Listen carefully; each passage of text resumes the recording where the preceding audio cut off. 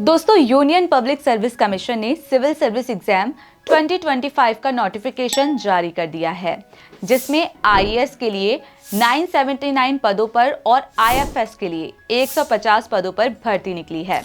अगर आप भी आवेदन कर रही हैं, तो आज का ये वीडियो आपके लिए बेहद खास होने वाला है, क्योंकि आज के इस वीडियो में हम आपको बताएंगे तैयारी करने का सही तरीका, क्योंकि प्री एग्जाम 25 मई को होने वाला है, यानी आपके पास 3 से 4 महीने का ही समय बाकी है। अगर आप अपने बचे हुए महीनों को सही तरीके से यूज करेंगे तो यूपीएससी प्री एग्जाम जरूर क्लियर कर पाएंगे। तो आइए शुरुआत करते हैं आज के इस वीडियो की। सबसे पहले बात करते हैं प्री एग्जाम पैटर्न की। दोस्तों, यूपीएससी प्री एग्जाम के 2 पेपर होते हैं, जीएस और सीसेट। ये दोनों ही पेपर ऑब्जेक्टिव टाइप के होते हैं। प्री एग्जाम टोटल 400 नंबर्स का होता है, जिसमें से जीएस 200 नंबर का होता है और 100 क्वेश्चंस पूछे जाते हैं। इसके अलावा सीसेट में 80 क्वेश्चंस पूछे जाते हैं और ये भी 200 नंबर का होता है।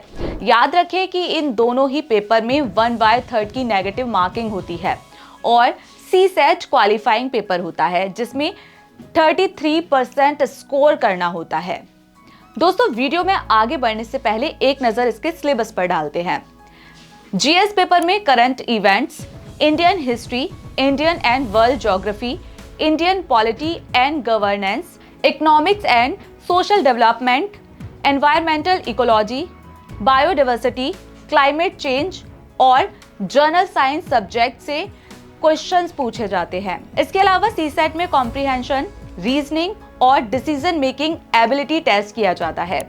आइए अब जानते हैं कि मेन मुद्दा क्या है और किस तरीके से आपको कम समय में तैयारी करनी है। दोस्तों, अगर आप तैयारी पहले से कर रहे हैं तो काफी अच्छा है, और यदि आपने तैयारी अभी शुरू की है तो आपको बहुत ज्यादा मेहनत करने की जरूरत है।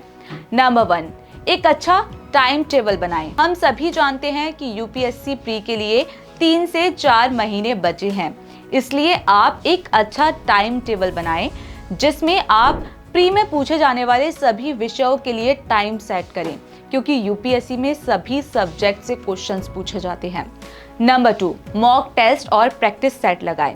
यूपीएससी की तैयारी के दौरान मॉक टेस्ट और प्रैक्टिस सेट लगाना बेहद जरूरी होता है, क्योंकि मॉक टेस्ट और प्रैक्टिस सेट आपको एग्जाम पैटर्न को सही से समझने और एग्जामिनेशन हॉल में गलतियां ना करने में मदद करते हैं। नंबर 3, ज्यादा स्टडी मटेरियल का इस्तेमाल ना करें।